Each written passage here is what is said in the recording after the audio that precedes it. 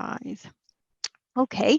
Thank you very much for having me along to speak at the Scotland Midwifery Festival. I was there in person myself 2 years ago, and I found it was a really interactive event. So thank you for the opportunity to speak directly to you all today. I'm going to start with a quick poll. So I'm hoping that somebody is there behind the scenes and is going to push out the poll, and you should get 4 answers, and you just tick the answer and press the submit button. So the question is, when asked by parents for advice on cleaning a baby's bottom, which of the following best describes what you say? So do you tick A, cotton wool and water? Do you tell them to use any baby wipe? Do you tell them to use specific minimal ingredients or like non-medicated wipes? Or do you not give advice on this topic if asked at all? So hopefully in front of you, you can see one of 4 options. You just click one option and press the submit button if there is one there at the bottom. Okay, so while all of those answers are coming in to me, I just wanted to run through the objectives of today's session, which is really just to understand the difference between baby skin and adult skin. We'll just have a brief overview of that, and then to understand a little bit more about nappy rash, and there's some new data in this area. And then we want to identify if there's anything purer than cotton wool and water. So the key differences then in terms of baby skin, if you look over here at this image on the left-hand side, what you're seeing is the skin of an infant or a young baby, and it really is unique compared to that of older children and adults.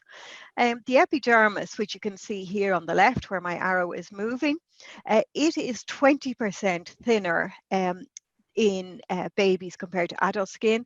And this layer here, the stratum corneum, my arrow's not moving for me today.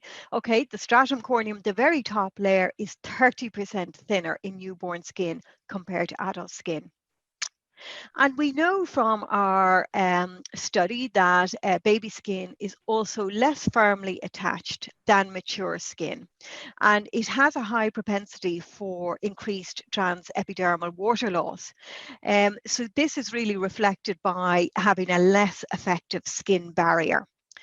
And the other thing to remember is because the ratio between the baby's body surface to baby's body weight is much higher, topical agents are much more readily absorbed and can therefore have a more pronounced effect on baby's skin.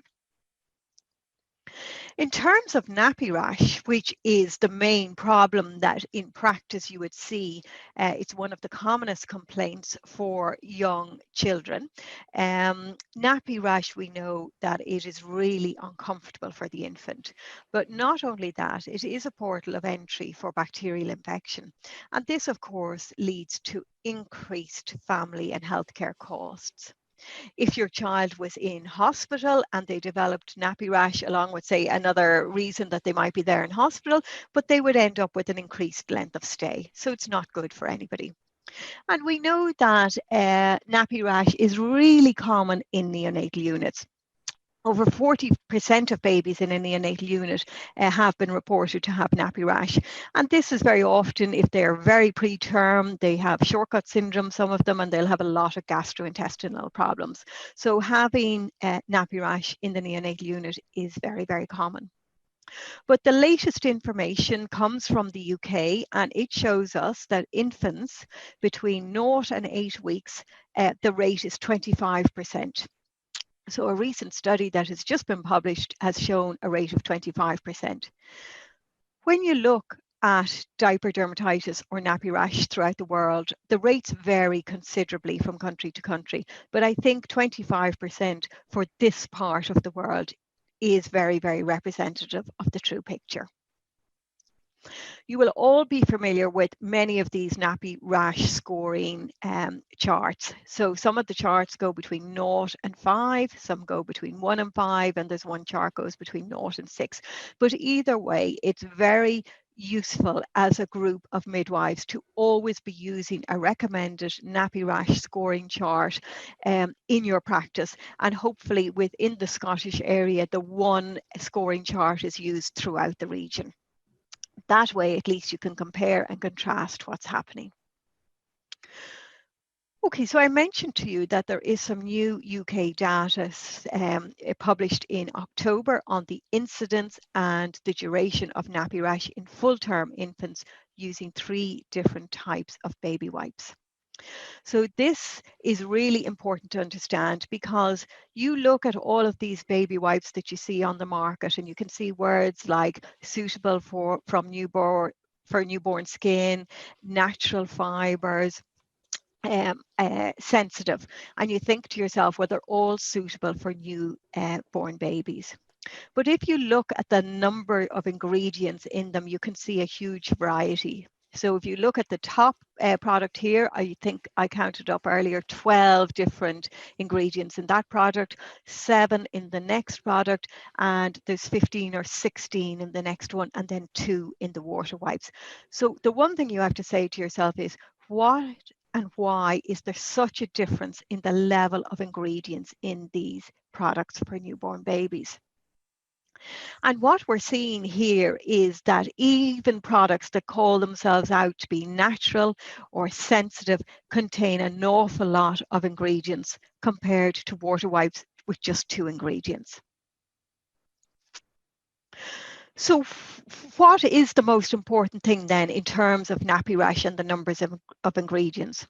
Well, there's new evidence. The reference is down here, which has just been printed last month in the Pediatrics and Neonatology journal.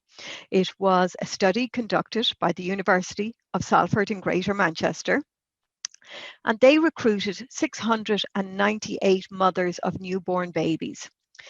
What they designed was a prospective experimental study to compare 3 different brands of baby wipes, and they used maternal observation of the incidence in the babies. So each day, the mothers filled in an app on their phone, and on this app, they scored from 1 to 5 the level of nappy rash that the baby had. Within the study, and you know that 698 is a very large study for the UK, so it's fantastic news. Participants were randomly assigned to receive 1 brand of wipes. So they didn't know when they signed up for the study what brand they would be given, and all the researchers were blinded, but obviously the parents themselves couldn't be blinded once they were assigned their brand of wipe. The one thing that was interesting is in this study, they all received exactly the same supply of nappy throughout the study, so that nobody would be able afterwards to say, well, it might have been the brand of nappy that was used. So it was the same brand of nappy given to all 700 participants, and then each of them got a different brand of wipe, one of which was WaterWipes. Okay, so the conclusion of the study from the authors shows that nappy rash, it's a common skin complaint in babies. And while some babies do not experience it at all, for those that do, the new study of 698 mums showed that those who used WaterWipes on their babies experienced a lower incidence of moderate to severe nappy rash and less duration. So obviously, we were thrilled when we saw that information coming through. So this means for you as midwives, you're always telling parents that to use only products that do not affect the skin barrier. So you're usually telling them to use pH neutral products, fragrance-free products, alcohol-free products, and so on.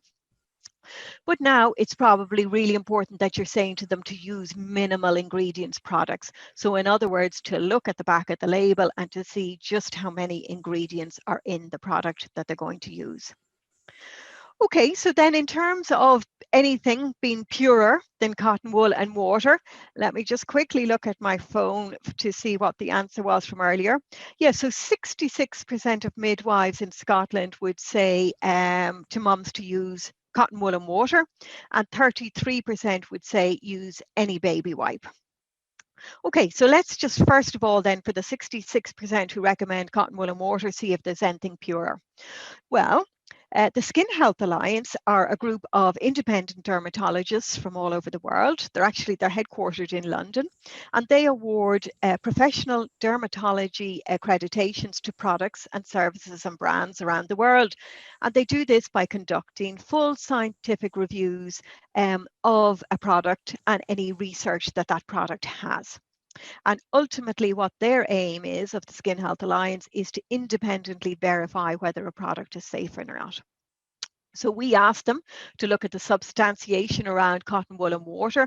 We believed that WaterWipes were purer, and we asked them to investigate. So over a long period of time, nearly 18 months, they investigated, and they looked at the depth of cotton wool in terms of the meaning, the description, and the process of manufacture. And then the second half of the substantiation was they looked at water, the different types, the impurities in water, and they looked at a little bit about the purification process and surface tension. So they started off by identifying that cotton wool, although it looks clean and it's white, it's not actually a pure product, and it's definitely not a sterile product. And in fact, most cotton wool brands nowadays will have a little warning on the outside of their pack saying can contain husks and grains.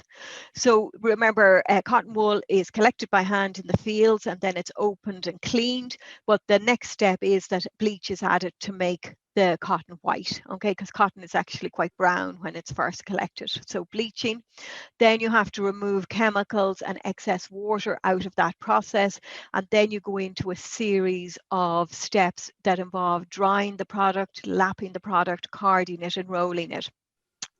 So you can see that it's quite an industrial process to create cotton wool.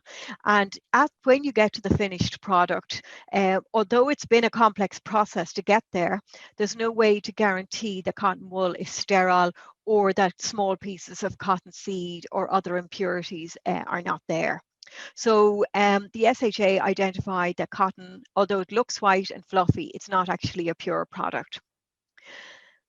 Then they went in to examine the 7-stage purification process that the WaterWipes water undergoes. And this is a very unique and different process. And that's why you can see on the slide earlier all the chemicals that were, or the unnecessary ingredients that were in all the other wipe products. You don't see them in WaterWipes because of this 7-stage purification process. So if you look here at your typical raw water, it contains dissolved minerals and salts and lots of inorganic contaminants and some chemicals. So that's typical raw water. And you as a midwife, you would not be recommending people to use that. But you do tell mothers to use typical tap water or boiled water. Obviously, boiled water is the preference. But we know that in practice, when mothers go home from hospital, many of them just run the tap and use typical tap water. And in typical tap water, you still have low levels of chlorine and copper and fluoride linked nickel and zinc. And even when you boil it, the good news is that it's very safe from a microbiological point of view, but you're still left with the trace elements and some impurities. If we look at this next flask here, number 4, or the middle flask, what you see is typical bottled water, I should say, and that has added salts and minerals. So this is like if I had a bottle of Ballygown or Avion now, this is the water that we would be drinking. That water has undergone a 3 to 4 stage purification process. So you can see that bottled water is well processed, it's very safe to drink, and it's gone through 3 to 4 stages. The difference here is that the WaterWipes water has gone through 7 stages. So the water is known as ultra pure water. It's considered the highest level of purity with no contaminants at all in it. So that is the manufacturing process of the WaterWipes water. And the result is that when you put that together with the cloth, we have what's called a lower surface tension. And lower surface tension means you get a deeper clean. So if I show you here in this where my mouse is moving on the left-hand side, you're looking here at typical skin surface of a baby, and you can see the dirt, urine, and stool impurities would all be found both on the surface of the skin and deep down in the crevices. When this skin is cleaned with tap water or boiled water, the surface tension of tap and boiled water is quite high, so you don't get the deeper clean. So you do get some of the contaminants removed, but you still see here down in the crevices, you still have dirt remaining. That's skin cleaned with typical tap water. And then here we have the evidence to show that skin that's been cleaned with the WaterWipes water, it gets a deeper clean because the surface tension of the water is lower. So all of the dirt, you get increased wetting and a deeper clean, and all of the dirt has been pulled up out of the crevices. In addition, the Skin Health Alliance, they identified that WaterWipes was made under clean room conditions, which, as you know, is very unusual in this industry. Normally, they're not made in clean room conditions at all. Normally, it's pharmaceuticals or infant formula that are made in clean room conditions. So this was different. And then they also looked at the cotton wool before and after use. And what they found was that the cotton wool, if the same piece is used a few times, it ends up contaminating the water, and then you're putting the contaminated water back on the baby's skin. Or if a fresh piece is used each time, the person's hands are actually contaminating the water. So again, they didn't feel that before and after use of cotton wool was pure. So at the end of all that, they came back and confirmed to us that indeed WaterWipes are purer than cotton wool and water. So we were really pleased with that, and the latest paper showing that babies cleansed with WaterWipes had lower incidence of nappy rash than those cleansed with the other brands. You can see it here in this slide. Of the babies that were cleansed with WaterWipes, 19% of them had nappy rash. 25% using the leading brand number 1 and leading brand number 2 had 30%. So a significantly lower incidence of nappy rash there. And the same study that I put up the reference for earlier also showed that the WaterWipes babies, they had a shorter duration of nappy rash.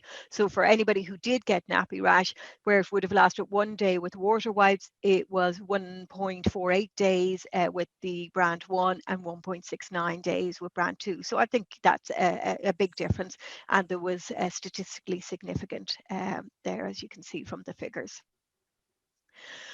Okay, so just to remind you all that the WaterWipes Pure Foundation was launched. Some of you will have seen some information about it, but if you do want to nominate your colleague, because there are some really wonderful prize, I think it's about £2,500 sterling for 2 people to win.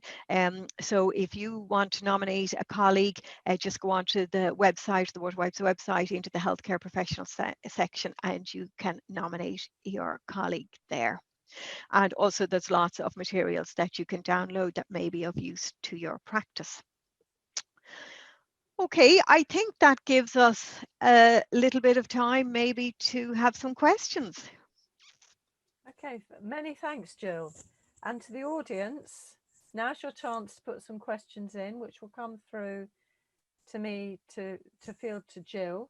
And I actually had a question, Jill, because you said and it's really interesting about this trial of different wipes, but you said the parents couldn't be blinded to the type of wipes. Why couldn't they be blinded? Because, I mean, given and when by blinded, for those of you who may not understand it, I would have expected each parent to have been given packs of baby wipes in anonymous sort of coverings, but that obviously wasn't done. yeah, no, it's not done because you would interfere with the integrity of the pack. And remember, obviously, we want the wipes to remain completely sealed. And if we were to take them out of a pack and put them into like a blank, like a white pack, that would have interfered with then the date of opening. And as you know, for all wipes, they last 4 weeks from the date of opening. All right. So okay. it was agreed really that the parents themselves didn't need to be blinded. They just received their delivery, but it was really important that the researchers were all blinded. Okay, that's really helpful. Thank you, Jill. And hadn't thought about that aspect, because I was thinking, well, you just can put a different sticker on and nobody would notice. But I guess some of the branding is going to be different. Thank you for that. I've got Johan Sterling, who's saying, if you're suggesting parents don't use cotton wool and water for cleaning, what about cleaning the eyes and the face? That's an interesting question. That is, and I would recommend cotton wool and water for cleaning the eyes and the face, or if you do want to use a gentle cloth, but you can also use wipes. We don't put wipes right into the eye, you know, of the baby, into the cornea, into that area. Now there's nothing in water wipes that would affect it, but it's just considered best practice not to recommend putting wipes anywhere near the eyes. So yes, you could use your cotton wool and water on the eyes. Okay. Because it's interesting you're saying about a cloth, because in my mind I was sort of thinking, well, you could use, if you had very nice brand new muslin cloths, but of course they are cotton, but they're, you know, you can boil them up and everything for that anyway. And the other thing I wondered, actually, I'm still waiting for more questions to come through, is you were saying about water, and that was also interesting because you kind of know that in water there's lots of bits and pieces of trace elements, but when they did the research, did they look at whether those trace elements like copper or zinc or whatever, do they matter? Do they hurt the skin in some Well, way? actually, there's a really good study that was done in Nottingham. Yeah. I'm not sure if you're aware of it, and it is in one of the references that are still on screen. I just can't remember which one it is, but it's a study done in Nottingham. And in Nottingham, they have an unusual situation where half of the town has hard water and the other half of the town has soft Okay. water. And they found that the incidence of eczema in the babies in the hard water area was much higher than on the other side of town. So this is a well-recognized study. So it does indicate that yes, where some of these ingredients are still in the water to make the water hard water, it does affect skin and it All does right. increase the incidence of eczema. Yeah, I guess the hard soft water, I can understand that kind of more than iodine and zinc seems a little bit amorphous to me. But yeah, that's great. Thank you. And I've got a question from Kay Samshaw. Hi, Kay, who says, very interesting, but what about the price point from an equitable perspective? And she's saying babies from a disadvantaged background will probably have to stick with the cheaper brands or cotton wool and water. Yeah, and I totally understand that. I mean, what we have found recently, and people are saying to us, there's another very big study just come out from the USA, from the University of Utah. And although they found that the water wipes were dearer than the other wipes that they had used, they found that they used a lot less of them, and they didn't have to use as many barrier creams. So as a result, the net effect was actually cheaper. So from that point of view, I would simply just recommend to a mom, if she really wanted to use water wipes, to just look for them when they're on special offer, or if they have the ability to book them through Amazon, you'll always get them at a good price. But unfortunately, to make a product using that 7-stage purification technique, that's the expense. It's the process. It's really easy just to throw chemicals in to try to sterilize a product and to make it a really, what we call, a cheap product, but with lots of nasties inside, or lots of unnecessary ingredients inside. I mean, that is of course the cheapest way to make wipes, but our founder, Edward, he's all about purity of skin. And he's all about providing something of quality to parents, so that he really didn't want chemicals of an unknown nature on his baby's skin, because that's how WaterWipes started. His own baby had very, very bad skin problems when she was born, and he went out to try and find something that was really pure, and that's how he created WaterWipes. Okay, that's interesting. That is interesting. Just shows what parents can get up to, and I think that looking out for some bargains is obviously the way. Okay, that's great. Thank you. And we've got a question from Maria O'Malley, and she says environmentally wipes are a no-no. Are yours environmentally friendly? And I think you've got an update on this, haven't you, Jill? Yes, I have an update for everybody. So we will be moving to fully biodegradable wipes on the 2nd of January for all of UK. So in your region, we'll be biodegradable, and you'll see some new packaging coming through, which will have the biodegradable sign on it. So you'll know that they are now biodegradable. The one thing I would just caution everybody about is biodegradable and flushable are not the same thing. So even if wipes are biodegradable, never flush wipes, no matter what. Wipes should always be disposed of in your proper, say for me at home, it's my black bin. So into the nappy bag with the dirty nappy and into the black bin. but wipes should never ever be flushed. So biodegradable does not mean flushable. Okay. And then the rest of our packaging, the only piece of our packaging from January that won't be, say, biodegradable, as it were, is the actual pack that the wipes are in. And that's very important because we need to keep those really, really clean. So the actual plastic packaging is an integral part of the wipes. But everything else, the cases, the bags, the outer boxes, all of that are fully recyclable. Okay, that's grand, thank you. And then Catherine Kelly, hi Catherine, says, did the open pack at the end of the 4 weeks have the same sterility? I'm not sure if you meant it was sterile at the beginning and the end, but... No, exactly. And once you open anything, so no matter what package you open, it's not sterile from the minute you open it. Okay, so something at the end of 4 weeks is not sterile. And I would suspect actually at the end of 4 weeks, if they lasted that long, because you've got little packs and big packs, they'd probably be a bit dried out by the end of the 4 weeks anyway, wouldn't they? The funny thing with the water wipes, because there's so much water in them, we don't tend to get our packs dried out. I know you do in other brands, but no, drying out is not a problem that we normally experience. Oh, okay, well that's good too. Okay, that's grand. I don't know if there's any more questions coming through. No more on here anyway on my bit.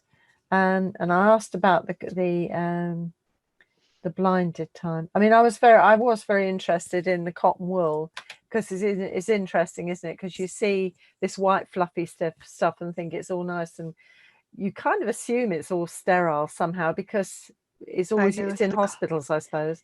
That's it's the color, so it is. And it is a really important discussion point for midwives because, you know, I know when they're out visiting families, we're doing another piece of research at the moment to find out just how many people actually follow the advice for the full 8 weeks, the first 8 weeks, because in reality, it's sometimes a little bit like breastfeeding. People really want to do the right thing, but then when they get home, they might find it a little bit more challenging or difficult.